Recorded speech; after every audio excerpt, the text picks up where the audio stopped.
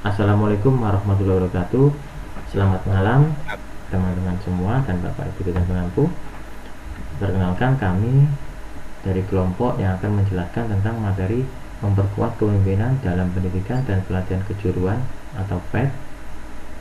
Saya ucapkan pertama terima kasih kepada Bapak Ibu dosen pengampu, Dr.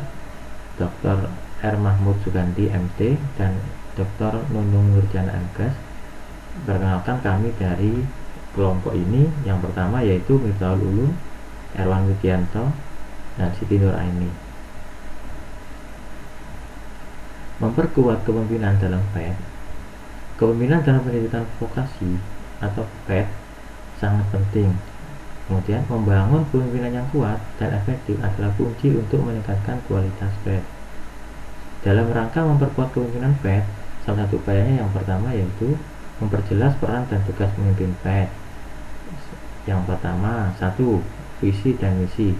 Pemimpin PET harus memiliki visi yang jelas tentang arah dan tujuan program. 2. Strategi pelatihan. Mereka harus mengembangkan strategi pelatihan yang efektif untuk mencapai tujuan. 3. Sumber daya. Pemimpin harus memastikan ketersediaan sumber daya yang memadai untuk program PET. Yang keempat, kolaborasi.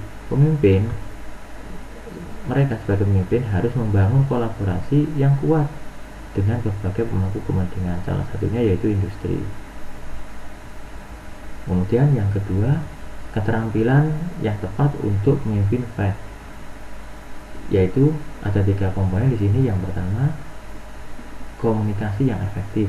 Kemampuan untuk berkomunikasi dengan jelas dan persuasif kepada berbagai pemangku kepentingan ini akan sangat membantu dalam pencapaian tujuan dari pendidikan PET itu sendiri. Kemudian yang kedua, manajemen dan organisasi.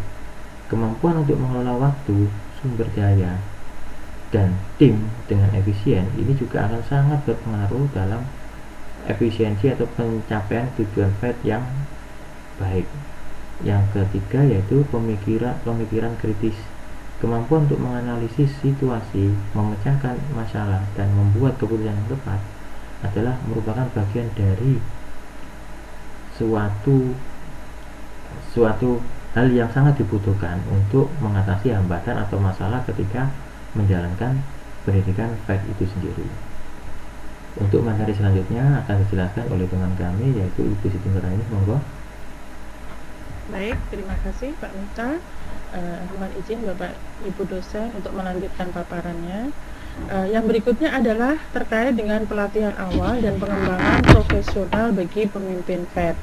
Apa yang harus dilakukan? Yang pertama adalah identifikasi kebutuhan, di mana pada identifikasi kebutuhan itu menyangkut evaluasi kebutuhan pelatihan berdasarkan peran dan tantangan pemimpin PET.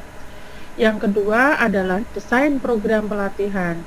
Di dalam desain program pelatihan itu dikembangkan program pelatihan yang komprehensif dan relevan dengan kebutuhan. Yang ketiga adalah implementasi pelatihan, di mana dalam hal ini akan melaksanakan program pelatihan dengan metode pembelajaran yang efektif. Yang keempat, evaluasi dan tindak lanjut. Perlu kiranya mengevaluasi secara efektivitas program pelatihan dan melakukan tindak lanjut. Berikutnya adalah pengembangan profesional bagi pemimpin PET. Yang pertama adalah pelatihan berbasis kompetensi. Dalam hal ini, memfokuskan pada pelatihan dan pengembangan keterampilan khusus yang dibutuhkan. Yang kedua, mentoring dan coaching, yaitu memberikan bimbingan dan dukungan individu untuk pengembangan. Yang ketiga, studi kasus dan simulasi, dengan cara menerapkan teori dan konsep dalam situasi nyata untuk memperkuat pembelajaran. Yang keempat, pengembangan diri, yaitu memfasilitasi kesempatan untuk belajar mandiri seperti membaca buku dan mengikuti webinar. Berikutnya adalah meningkatkan daya tarik peran kepemimpinan FED, yaitu 1. Meningkatkan gaji dan tunjangan. Harapannya adalah dapat memberikan kompensasi yang kompetitif untuk menarik talenta yang berkualitas. Yang kedua, membangun karir yang menarik, yaitu dengan cara menawarkan jalur karir yang jelas dan peluang untuk pertumbuhan.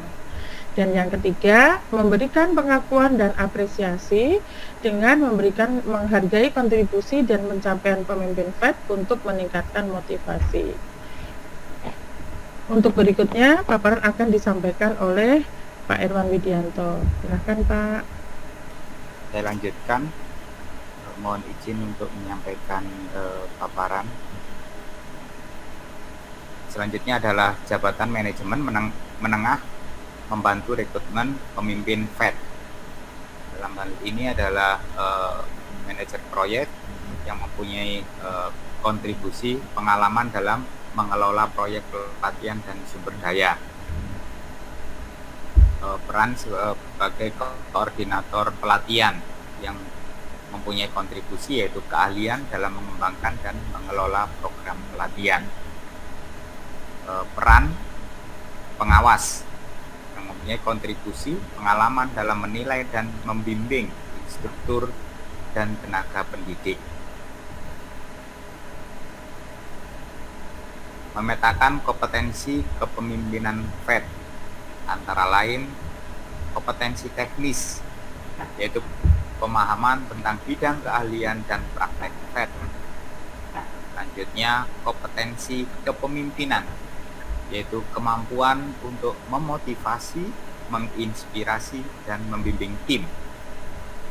Kompetensi komunikasi, yaitu kemampuan untuk berkomunikasi secara efektif dengan berbagai pemangku kepentingan. Kompetensi strategis, yaitu kemampuan untuk merumuskan dan melaksanakan strategi pengembangan FED. Dukungan organisasi untuk pengembangan kepemimpinan FED, yaitu memerlukan 1. Alokasi dana, yaitu menyediakan anggaran yang cukup untuk program pelatihan dan pengembangan. Yang kedua adalah perlunya dukungan waktu, yaitu memberikan waktu bagi pemimpin FED untuk mengikuti pelatihan dan pengembangan. Yang ketiga adalah struktur organisasi, yaitu membangun struktur organisasi yang mendukung pengembangan kepemimpinan. Dan yang keempat adalah budaya organisasi, untuk mempromosikan budaya pembelajaran dan pertumbuhan bagi pemimpin FED. Dari pemaparan tadi dapat disimpulkan pentingnya memperkuat kepemimpinan dalam FED. Kepemimpinan yang kuat adalah kunci untuk meningkatkan kualitas pendidikan vokasi. Dengan membekali pemimpin dengan keterampilan yang tepat, mendukung pengembangan mereka, dan menciptakan lingkungan yang kondusif, kita dapat membangun sistem FED yang lebih kuat dan efektif. Sekian presentasi dari kami. Untuk selebihnya diperlukan saran dan masukan dari Bapak Ibu dosen dan teman-teman. Terima kasih. Saya akhiri. Wassalamualaikum warahmatullahi wabarakatuh. Waalaikumsalam warahmatullahi wabarakatuh. Wabarakatuh.